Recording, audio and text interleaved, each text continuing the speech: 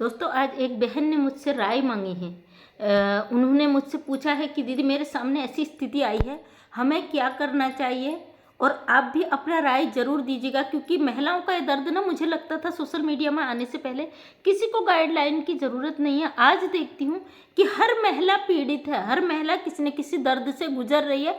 जो परिवार में, भले ही वो जॉब वाली है या नॉन जॉब वाली है, या घरेलू महिला है, या साधारण से परिवार की है, अच्छे परिवार की है, आज हर औरत पीड़ित है अपने अपने दर्द से।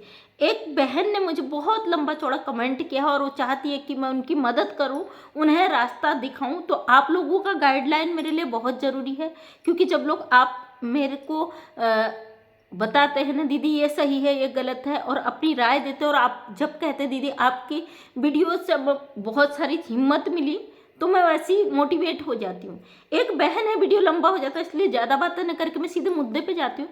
एक बहन है जिन्होंने बोला है, दीदी मैडम मेरी शादी जो है 3 बच्चों के पिता से हुई, 3 बच्चों के पिता से हुई, और उन बच्चों को कोई प्रॉब्लम ना हो इसलिए मैंने अपना कोई बच्चा नहीं पैदा किया, और उन बच्चों को पाला पोसा, एक बेटी की शादी की।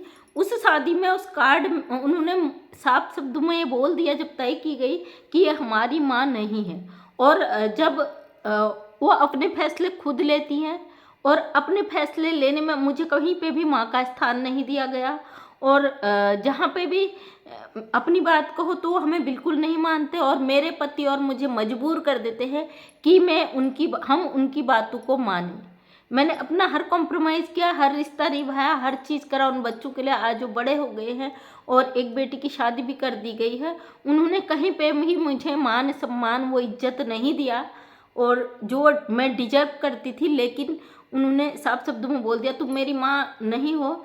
जहाँ उन्हें केवल मानने भर का रिश्ता है, जहाँ उन्हें ज़रूरत है वहीं पर ही वो रिश्ते को मानते हैं। अब आप चाहती है मैं आपको रास्ता दिखाऊं, तो मैं अपनी बात रखना चाहूँगी। मेरी बातें थोड़ी कड़वी होती है, लेकिन दवा होती है ना जो कड़वी होती है वो काम करती है, और उम्मीद करती हूँ कि मेरे इस वीडियो से आपको काफ़ी कुछ अपने जीवन में रास्ता मिलेगा। सबसे पहले बहन, मेरी जो अपनी जर्नी है ना, तो अगर आप इस दुख को देखते हो, जो मैं सोशल मीडिया पे आई हूँ ना, तो मेरे जीवन की 2 कहानियाँ मेरी बहन और मेरी मम्मी की मैंने स्टोरी शेयर की है, उसे ज़रूर देखिएगा आप। क्योंकि आज मैं सोशल मीडिया पे आई हूँ ना, मेरे इसके स्ट्रॉन्गनेस के पीछे बहुत बड़ा हाथ है। मैं एक साधारण गरीब घर की बेटी हूँ, मेरे इतने बड़े सपने नहीं हैं कि मैं इस यूट्यूब से कुछ कमाऊँ। मेरा सिर्फ एक लक्ष्य था, शायद मेरे वीडियो के माध्यम से मैं कुछ और बहनों की ज़िंदगी को बचा सकूँ। और मेरे जीवन में जो घटित हुआ है ना मेरे अपनों के साथ, उसने मुझे मजबूर कर दिया कि मैं सोशल मीडिया में और लोगों के साथ ये चीज़ ना होने दूं, और काफ़ी लोगों की ज़िंदगी से वो खतरे हटे, काफ़ी लोग अपनी ज़िंदगी में आगे बढ़े मेरी वीडियो देख के। और काफ़ी लोगों ने आके कहा, दीदी आपके वीडियो की वजह से हमने अपने लिए लड़ाई लड़ी और हम उस लड़ाई में जीत हासिल की। तो यही एक मोटिवेशन है कि मुझे आप लोगों के लिए बोलने को मजबूर कर देता। आपका जो दर्द है ना आज के समय में, सबसे पहले दर्द क्या है एक पेरेंट्स का, कि हम अपने बच्चों से बहुत ज़्यादा उम्मीद लगाए पड़ते हैं। आप कह रही हैं, आप, मुझे पूरी तरीके से कंफर्म नहीं है कि आपकी शादी जो हुई 3 बच्चों के पिता से किस सिचुएशन में हुई। अगर आपकी शादी 3 बच्चों के पिता से हुई है तो आप एक साधारण माँ नहीं है। आपने अपने सपनों को तोड़ दिया, उसकी वजह से आप माँ नहीं बनी ज़िंदगी में, तो आप साधारण माँ नहीं हैं, आप बहुत महान माँ हैं। क्योंकि ऐसा बहुत कम होता है, क्योंकि आजकल जो सौतेली माँ है ना, जो दूसरे बच्चे होते हैं उन्हें जीने नहीं देती, उस पति पे अपना कब्जा कर लेती। उन बच्चों को जो सौतेली माँ का दर्जा होता है, टैग लग जाता है ना, वो बच्चों की ज़िंदगी हराम हो जाती है। जो आप कह रही हो कि बच्चे हमें नहीं मानते और मेरे हस्बैंड और हमें मजबूर कर देते।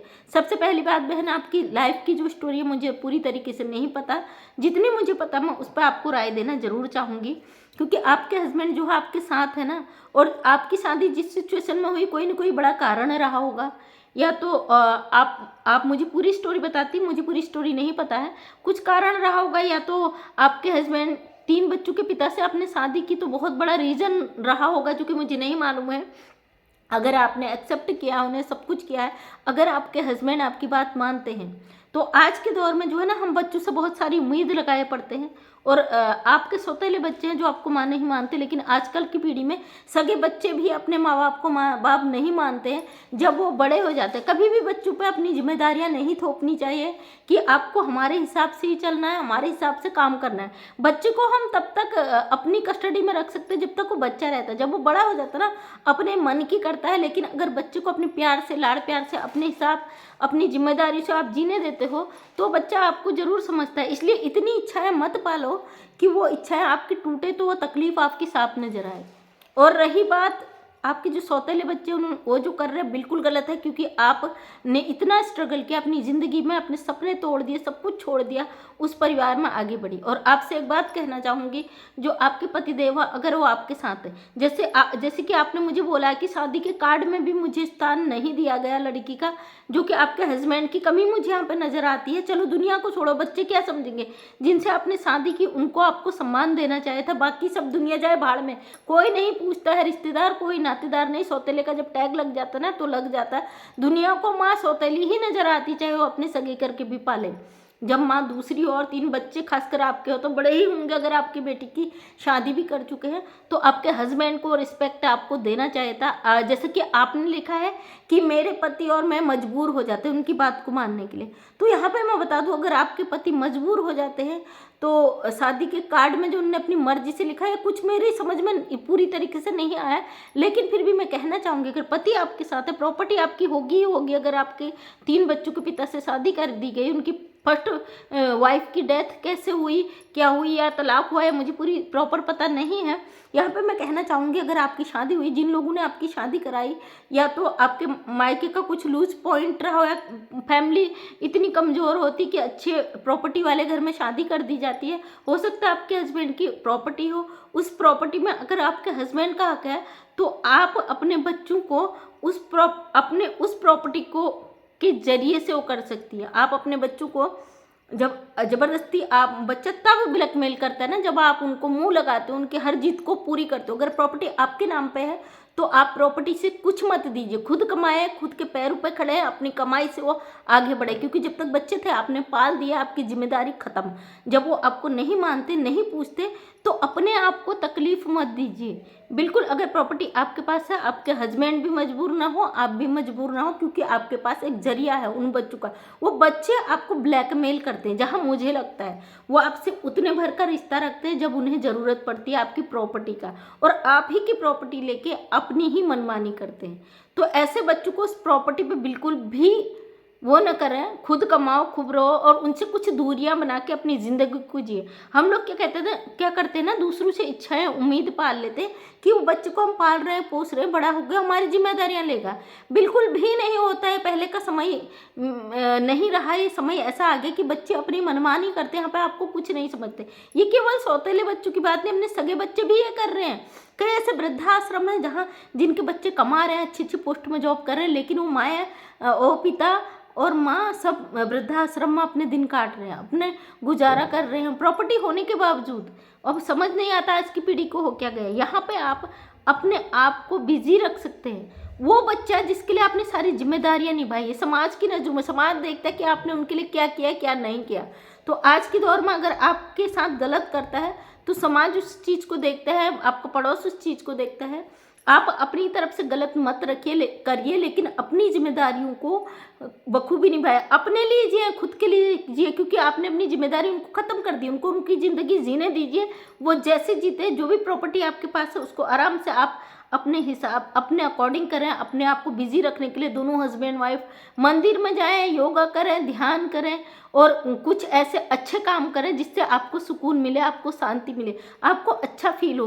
दुनिया में इतने सारे अनाथ बच्चे हैं। आपने अपने एक्स जो आपके हस्बैंड थे, उनके एक्स वाइफ के बच्चों को एक्सेप्ट किया, तो आप महान हैं। आप कुछ भी कर सकती हैं। जब आप दूसरों के लिए त्याग कर सकती हैं ना, तो उन बच्चों को देखिए जो दुनिया में अनाथ हैं, उन माँ बाप को देखिए जो विधवा आश्रमों में रह रही है महिलाएं, बेटों के होते, पति के डेथ होने के बाद विधवा आश्रमों में रहती हैं।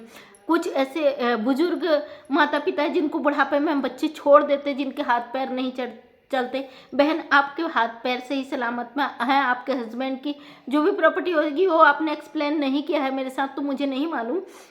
तो मैं यहाँ पे कहना चाहूँगी, अपनी प्रॉपर्टी का हिस्सा है ना बचा कर रखिए। बच्चे लालच में करते, जो माँ बाप आपने देखे होंगे पेंशनियर होते हैं, जिनकी पेंशन आती है, रिटायर हो जाते, तो उनके बच्चे लालच में उनको पालते हैं, क्योंकि समय ही ऐसा आ गया, कलयुग आ गया ना। यहाँ पे आप अपने बच्चों को छोड़ दीजिए खुला, जाइए कमाइए, आपके लिए हमारी कोई पाबंदी नहीं है। अगर आप रिश्ते को नहीं मानते, हम भी, हमारी जिम्मेदारी खत्म हो गई। आप अपनी मर्जी से जियो, मर्जी से करो, जो हमारा हक है हम करें। अपने आप को बिजी रखो, क्योंकि इतने साल अपनी ज़िंदगी के दूसरे बच्चों के लिए और 3 बच्चों के पिता के लिए कुर्बान कर दिया। बच्चों के पिता से बात करिए, क्योंकि आप उन्हीं से कर सकते हैं। अगर आप बच्चों से कुछ भी कहेंगी, बच्चे तो कहेंगे ही कहेंगे सौतेली माँ, लेकिन आपके अड़ोसी पड़ोसी आपको जीने नहीं देंगे, जो उनके रिश्तेदार होंगे वो और भी जीने नहीं देंगे कि आपने सौतेली माँ का रूप बना लिया। इसीलिए मैं हर किसी से कहती हूँ, अगर सेकेंड मैरिज आप करते हो ना किसी ऐसे व्यक्ति से जिसके पहले से बच्चे हैं, तो एज का देख लीजिए कि आप कुर्बानी दे रहे हो तो किस बेस पे दे रहे हो। कल के दिन मैं एक एग्जांपल बताऊंगी। मेरे यहाँ पे एक रिटायर आर्मी वाले मेरे चाचा थे, बहुत साल पहले की बात है, हमारे पड़ोस में ही रहते थे। तो उनके 3 बच्चे थे, तो उनकी जो थी वाइफ डेथ कर गई थी। तो दूसरी शादी की बात आई, क्योंकि वो डेथ कर गई, उनको सेवा के लिए कोई चाहिए थी। उन्होंने क्या करा, एक दूसरी, मतलब वो गूंगी थी, थोड़ी शारीरिक रूप से विकलांग थी, उनसे शादी की बात आई। तो उनके पिता ने सबसे पहले जो उनकी सेवा पुस्तिका होती है, जो गवर्नमेंट सर्वेंट होते हैं, उस सेवा पुस्तिका से पहली वाइफ का नाम हटवाया और उनका नाम करवाया, ताकि आने वाले समय में अगर उन्हें कोई दिक्कत होती है, वो ज़्यादा एज के थे और वो पेंशन की हकदार उनकी पत्नी बने, वो भी दूसरी, क्योंकि पहली एक्सपायर हो चुकी थी और उसका नाम उस पेंशन में था। क्योंकि बाद में अगर कुछ ऐसी सिचुएशन आ जाती है ना, तो पहली वाली पत्नी अपना दावा कर दे, पहली वाली पत्नी का नाम होता है तो दूसरी को दिक्कत आती है, और कभी कभी 2 पत्नियां होने से भी दिक्कत आती है। तो उन्होंने पहले तो उसकी सेवा पुस्तिका चेंज करवाई, उसमें उस वाली पत्नी का नाम डलवाया, और दूसरा जो उनका अमाउंट था, उसमें से प्रॉपर्टी थी, उसमें से कुछ हिस्सा अपनी बेटी के नाम करवाया, और तब जाके उस बेटी से उनकी शादी करी, और उनके 3 बेटों का लालन पालन उनने खुद करा। आज वो बेटे भी समझते, क्योंकि माँ के नाम प्रॉपर्टी है ऑलरेडी पहले से। और मेरी समझ में ये नहीं आया, अगर आपके नाम पे प्रॉपर्टी थी, आपने 3 बच्चों के पिता से शादी करी थी, तो ऐसे ही कैसे कर ली? और अगर कर ली तो क्या आपको इस तरह जलील होने के लिए, वो भी आपके किसी और के बच्चे आप पालो? बिल्कुल भी नहीं।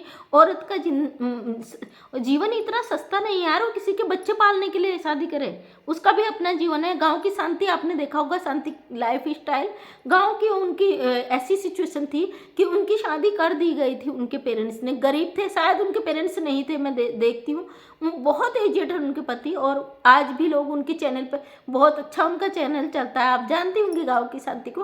तो उनको लोग आगे बोलते हैं कि बूढ़े से शादी कर ली, ये वो तमाम चीज़ें, पति एक्सेप्ट करते, उनकी हर जगह रिस्पेक्ट करते हो। जवान लड़की है, पति उनके पिता की उम्र के हैं, उन्होंने शादी करी, लेकिन अपना एक फेम बनाया है उन्हें सोशल मीडिया पे, उन्हें लोग पहचानते, अपनी स्टाइल को उन्हें चेंज नहीं करा। हाँ, पति से प्यार करती है, अपनी जिम्मेदारियां निभाती है, उनकी सारी चीज़ें दिखाती है, वो पति को भी दिखाती है, लेकिन उन्होंने अपने आप को चेंज नहीं करा। सबसे पहले जो ना हमारा सेल्फ रिस्पेक्ट रहता है, हम किसी के लिए कुर्बानी दे रहे हैं तो हम इंसान हैं, हम कोई जानवर तो नहीं है, कोई चीज़ तो नहीं, हमारा जब उठाया कहीं पे इस्तेमाल कर दिया। अब इसलिए मैं हर महिला से, हर बेटी से, हर बहन से कहती हूँ, किसी की यूज़ की चीज़ मत बनिए, किसी की इस्तेमाल की चीज़ मत बनिए, अपना सेल्फ रिस्पेक्ट को जिंदा रखिए। सबसे पहले ना हम इंसान हैं, हमारे अंदर की कुछ भावनाएं हैं, उस भावनाओं को जिंदा रखना बहुत ज़रूरी है। हमारी भी कुछ इच्छा है, हम किसी के लिए अपनी ज़िंदगी को क्यों कुर्बान करें, कितना ही हो, लेकिन दूसरे के घर में जाके हमें नौकर नहीं है, उनके बच्चों को पालने वाले नहीं है। जरूरी, जाहिर सी बात है, आपको सौतेली माँ का टैग तो लग चुका है, लेकिन उसके साथ साथ आप ट्रोल भी हो रही है, आप टॉर्चर हो रही है, वहाँ पे मेंटल फिजिकल आप डिस्टर्ब हो रही हैं। क्यों? आपकी ज़िंदगी इतनी है। इन बहन ने मुझसे पूछा है कि मैडम मुझे कोई रास्ता बताओ। आपकी पूरी हिस्ट्री मुझे नहीं पता है, कमेंट करना, मुझे पता है आप मेरा वीडियो देखेंगी, तो आप मुझे पूरी हिस्ट्री बताना कि क्या है क्या नहीं है। और जहाँ तक मुझे ना अपना आत्मसम्मान को जिंदा रखना चाहिए, ये नहीं यार हमने इतने साल काट दिए, इसके बाद अब हम क्या कर सकते हैं। अब आप कर सकती हैं, अब तक आपने नहीं किया ना। आप बोल रही हैं कि मैंने एक बेटी की शादी कर दी, आपकी एक जिम्मेदारी खत्म हो गई। दूसरा, आपके जो 2-3 बच्चे जो भी हैं, फर्स्ट टाइम जब आपकी शादी हुई तो सबसे पहले तो यही होना चाहिए था। अगर आपने 3 बच्चों के पिता से शादी करी तो कुछ शर्तों के बेस पे करना चाहिए था। औरत की ज़िंदगी इतनी सस्ती नहीं है, किसी भी 3 बच्चों के बाप से या 4 बच्चों के बाप से भिड़ा दिया जाए और बेटी हंसते हंसते वहाँ पे सूली चढ़ जाए।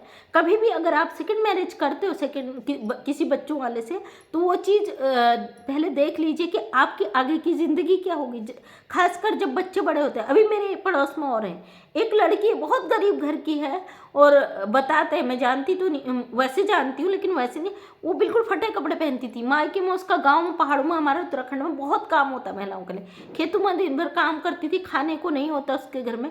और उनके जो वो आर्मी में है उनके भी हस्बैंड और उनकी भी पहली पत्नी डेथ कर गई थी। एक बेटा है, बेटा 12th क्लास में पढ़ता है, बेटी 9th या 7th क्लास में पढ़ती है, आती है यहाँ पे मेरे घर में। तो वो लड़की ना जो फटे हाल थी, आज वो स्कूटी में जीन्स पहन के घूमती है। उसने उस बुजुर्ग व्यक्ति से शादी करी 2 बच्चों के बाप से, क्योंकि वो गरीब घर से थी। उसके घरों में खाना भी नसीब नहीं होता था, कपड़ा नसीब नहीं होता। घर वालों ने आर्मी वाला है करके उसकी शादी कर दी 2 बच्चों के पिता से। आज उसका एक बेटा भी है। उसने कहा नहीं, मुझे भी 2 हैं, पता नहीं ये मानेंगे या नहीं मानेंगे, उसका बेटा भी है और चैन से मज़े से सारी नॉमिनी में उसका नाम है और स्कूटी में घूमती है। हमारे आंखों के सामने की देखी बात है, स्कूटी में जाती है वो लेडीज़ और बहुत अच्छी तरीके से रहती है, क्योंकि वो जो उसका हस्बैंड है वो ड्यूटी करता बाहर आर्मी में है और बंदी उससे पूरा खर्चा लेती है, क्योंकि उसने अपनी कुर्बानी दी है यार। 2 बच्चों के बाप से शादी की है ताकि मैं ऐश की ज़िंदगी जीऊँ, मैं अपनी ज़िंदगी में कुछ ऐसा करूँ। ऐसा नहीं है, बच्चों को भी देखती है, लेकिन वही बच्चे कल के दिन बड़े हो जाएंगे तो उस माँ को धक्का दे देंगे, तो उनकी तो ज़िंदगी ख़त्म ना, बच्चे पालने में चली गई दूसरे के।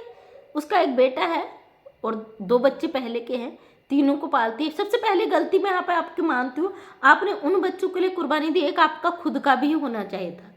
इसका मतलब अगर आपकी शादी की गई है उनसे, तो आपको एक नौकरानी के रूप में इस्तेमाल किया है। बुरा मत मानिएगा, लेकिन कहीं ना कहीं ये सच है। आपको एक नौकरानी की तरह यूज किया गया, बच्चा पालने के लिए ले जाया गया, जहाँ से आपकी जिम्मेदारियां खत्म हो गए। वो बच्चे पल गए और वो बच्चे अपने पैरों पर खड़े हो गए, वो बच्चे आवाज़ उठाने लग गए, तो आपकी जगह उन्होंने ख़त्म कर दी।